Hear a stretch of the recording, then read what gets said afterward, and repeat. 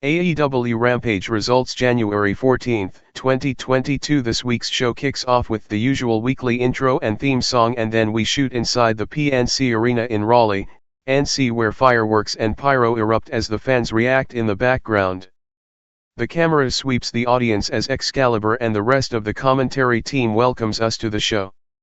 From there, we are sent down to the ring where it's time for our first of 4 advertised matches for tonight's show. Adam Cole vs Trent Beretta. On that note, we hear the sounds of the popular entrance theme of Adam Cole, who makes his way out accompanied by Britt Baker, Reed Iragan, Kyle O'Reilly and Bobby Fish, as well as the Young Bucks, Nick and Matt Jackson. The crowd does the boom, and then Adam Cole. Baby, routine with him, and then his music fades down.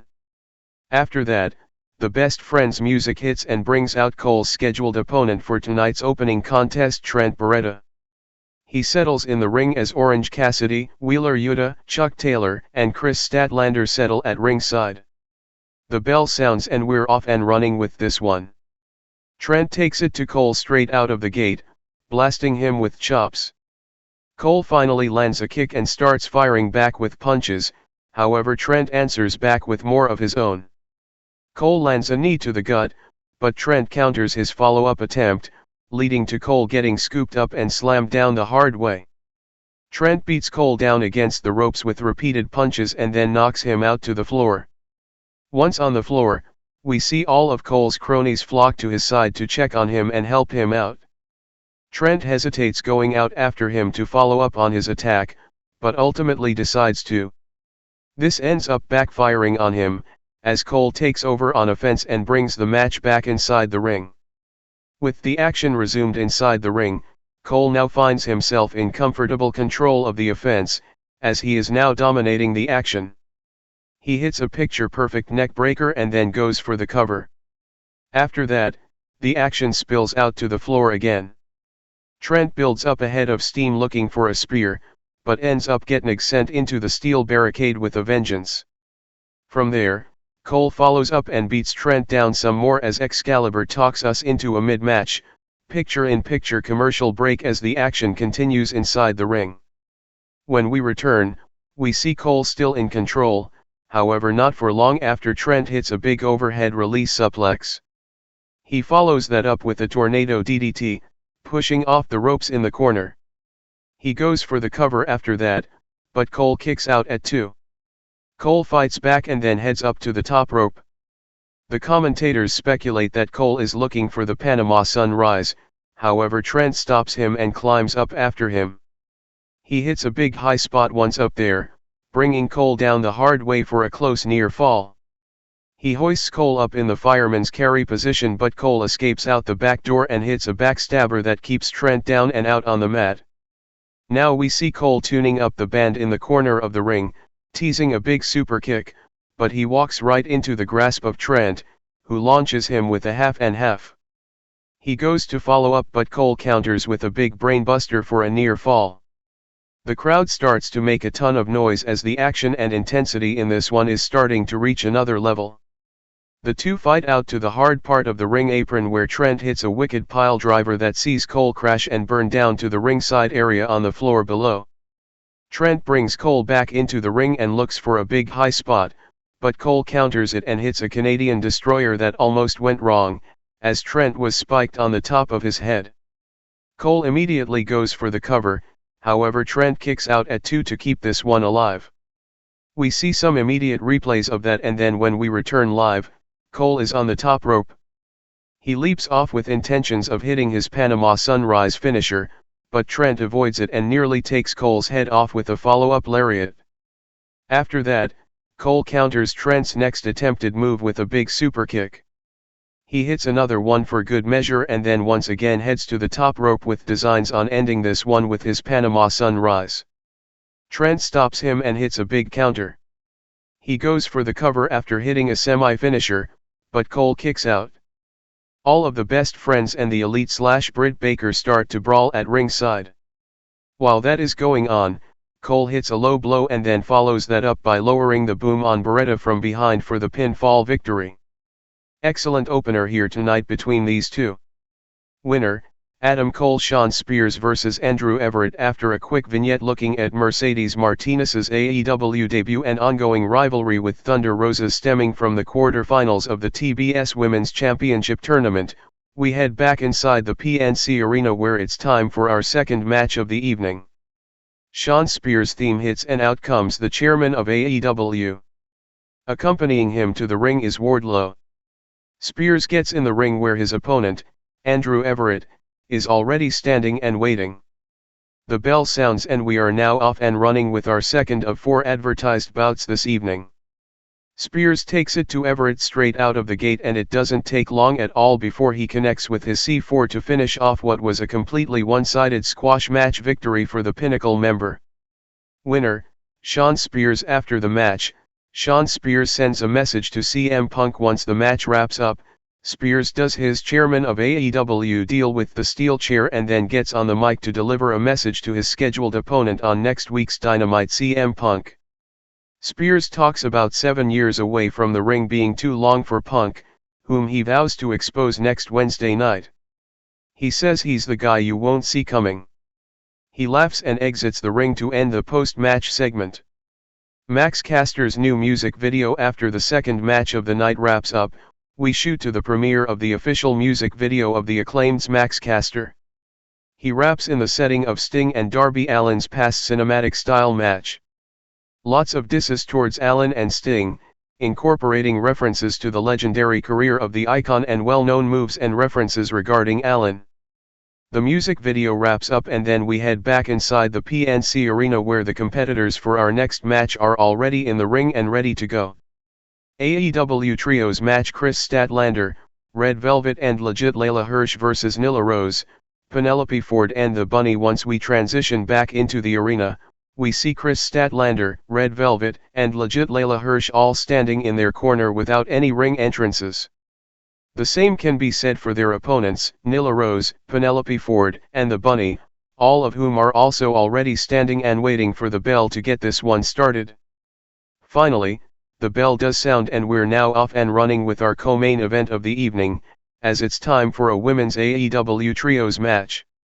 It looks like Statlander is going to start things off for her team, however Hirsch ends up tagging herself in before Statlander exits her own team's corner. Hirsch comes in and immediately goes to work setting the tone in this one. As Hirsch gets close to her side of the ring again, we see another blind tag result in a change in the legal woman in the contest. Statlander and Velvet each take a turn controlling the offense and then we see the heel trio finally start to take over as we head to a mid-match, picture-in-picture commercial break as the action continues. When we return from the break we see Velvet and Rose are the legal participants for their respective teams. Rose grabs Velvet by the throat and hoists her up high before bringing her down the hard way for a devastating choke slam. She goes for the cover after that, but Velvet kicks out at 2. The match keeps going and as Rose looks to add more punishment to Velvet, we see Velvet avoid the onslaught and make it to her corner. Velvet makes the much needed tag to Statlander. Statlander takes the hot tag and comes into the ring like a woman possessed. She fires up on offense and takes over. Rose tags out and when Ford comes in, Statlander gives her the business as well until Ford rakes her eyes. She goes to follow that up with a cartwheel cutter, but Statlander avoids it. Now we see Statlander lock Ford in the spider crab. She bends and yanks away at Ford, who is bent in half now, however Vicky Guerrero hops on the ring apron to provide a timely distraction. This allows Bunny to interfere with a cheap shot on Statlander. When the ref turns around, Ford tags in the Bunny. She looks to add to the onslaught, but Statlander counters with a Blue Thunder Bomb. She goes for the cover but Bunny kicks out. Statlander backs into a corner and is stalking Bunny for her finisher, but Hirsch ends up tagging herself in. She goes to try and win this one herself, even though Statlander seemingly had this one wrapped up, but it backfires as the heel trio end up stealing the victory with a quick roll-up of Hirsch for the pinfall. After the match, we immediately shoot to a backstage segment. Winners, Nyla Rose, Penelope Ford and the Bunny. The Men of the Year address Cody Rhodes and Sammy Guevara. We shoot backstage where the Men of the Year and Dan Lambert are shown. Ethan Page and Scorpio Sky address some ongoing issues they have with AEW talents, and then we hear Sky address the TNT Championship. He makes it clear that he's got his sights set on the TNT title and outright lets Cody Rhodes and Sammy Guevara know that whenever they decide who the real TNT champion is between the two of them, he is going to beat that person and establish himself as the true face of TNT. Jay Lethal confronts Ricky Starks regarding the FTW Championship after the backstage segment with the Men of the Year. We head back inside the arena where we hear the modified Macho Man Randy Savage style theme song as Jay Lethal makes his way out with a microphone in hand. Lethal addresses Ricky Starks over at the commentary table, talking to him as he walks down the aisle. He says Starks cares more about what shirt he is going to wear than wrestling, and mocks him for caring so much about a title that AEW doesn't even recognize in the FTW Championship. As Lethal gets closer to Starks, who is getting increasingly frustrated with the insults from the former Raw World Champion, we hear Lethal make it clear that he's got designs on capturing the FTW Championship. He tells him to consult with Taz, who he refers to as Starks' daddy, and then says whenever they decide to let him know. Taz flips out, using a bunch of profanity as he loses his cool over the disrespect aimed at him from Lethal. Mark Henry's split screen, pre-main event interview for this week. It's that time of the show where we head to the World's Strongest Man backstage, as Mark Henry is standing by and ready to conduct his usual pre-main event split screen interview with the competitors involved in the final bout of the evening. On that note, we see Jurassic Express and Christian Cage on one side of the screen, while the Dark Order's John Silver and Alex Reynolds are shown on the other. Silver and Reynolds have some fun with kazoos, referencing the old Edge and Christian comedy days in WWE. Cage acknowledges the reference and then has some fun of his own, taking some sarcastic shots at the Dark Order duo. The interview wraps up shortly thereafter and we head to another commercial break before we get to our featured match of the show. AEW Tag-Team Championships Jurassic Express, vs. The Dark Order. When we return from the break, we are greeted by the sounds of the theme song for the Dark Order. John Silver and Alex Reynolds make their way out and head down to the ring accompanied by other members of the group. The duo settles in the ring and awaits the entrance of the reigning, defending champions in this match. With that said, the popular theme song for Jurassic Express hits and out comes Jungle Boy and Luchasaurus. They head to the ring accompanied by Christian Cage. Once in the ring, their music dies down as Chris Jericho briefly makes a joke on commentary about not liking when fans sing along with wrestlers' theme songs. From there, the bell sounds to get our AEW Tag Team Championship main event underway. Early on, we see Jungle Boy dominating the action, using his speed and quickness to establish the early offensive control of this title contest. He hits some high-speed high spots and then eventually tags in the big man. In comes Luchasaurus as Jericho references him just grunting and growling for his portion of the pre-main event interview with Mark Henry prior to this match getting started. After hitting some big powerhouse spots, we see Luchasaurus tag Jungle Boy back into the picture. He picks up where the big masked monster left off, taking it to the Dark Order duo. This doesn't last for long, however, as Silver and Reynolds begin to take over just as we head to our final commercial break of the evening as the action continues in the ring. As we settle back in from the break, we see Dark Order still in control, however this doesn't last for long. Jungle Boy eventually makes the much-needed tag to bring the dinosaur of the duo back into the squared circle. He fares better than Jungle Boy was doing at the time of his tag, as it doesn't take long at all before he is manhandling Silver and Reynolds by himself with ease. Luchasaurus hits a double choke slam and goes for the cover on the legal man, however Silver manages to kick out. He hoists Silver up over his shoulder and tags in Jungle Boy, however the Dark Order member manages to escape out the back door. He takes Luchasaurus off his feet and then blasts Jungle Boy with a big shot. He continues to settle into the offensive lead as he tags in Reynolds to pick up where he left off. Silver and Reynolds look for the Road Warriors style Doomsday device, however Jungle Boy shows that he was playing possum. He takes out Silver and then turns his attention to the legal man in the match, as he climbs up to the top rope where Reynolds is positioned.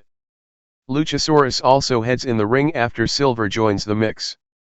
This results in Luchasaurus helping Jungle Boy hit a higher than the top rope elaborated superplex that sets the crowd on fire. We see some immediate replays of that unique high spot, but when the live action returns, we see Silver firing up like few people can, and he takes it to any and everything that moves. He hits a jackknife with Reynolds following up and going straight into the pin attempt. This might be the new Guinness World Record for closest near fall that doesn't actually get a 3 count in the history of wrestling. The fans let them hear it with a super loud "This is awesome" chant that quickly spreads throughout the PNC arena. Reynolds sends Silver into Evil Uno on accident, as he launches him out to the floor. Jungle Boy hits a Canadian Destroyer on Reynolds after that and goes for the cover, but this time we see it is the Dark Order who somehow manages to keep this one going after Reynolds kicks out at 2.5. Jungle Boy tags in Luchasaurus. He big boots Silver off the ring apron just as he was coming in to help out. Now he and Jungle Boy hit a big double team finisher on Reynolds. Jungle Boy dives out onto Silver to ensure Luchasaurus has a clean pin attempt, and he does, as he gets the 3 count this time. With the win, Jurassic Express successfully retain the AEW Tag-Team Championships in their very first defense of their newly won titles. The two are joined by Christian Cage for a post-match celebration as Excalibur wraps up the broadcast and sends us off the air. That's how this week's show ends. Thanks for joining us. Winners and still AEW Tag Team Champions, Jurassic Express.